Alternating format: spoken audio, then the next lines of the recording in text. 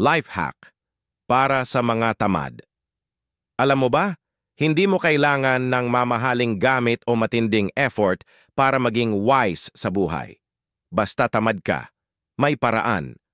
Una, kung madumi ang sahig at tinatamad kang magwalis, itulak mo na lang ang kalat sa ilalim ng kama. Hindi mo nakita, edi wala ng problema.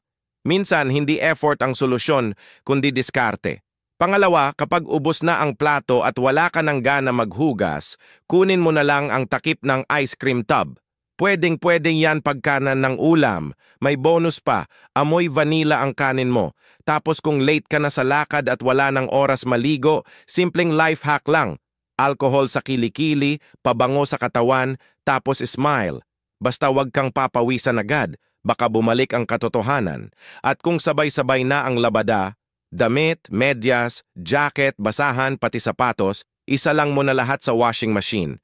Kung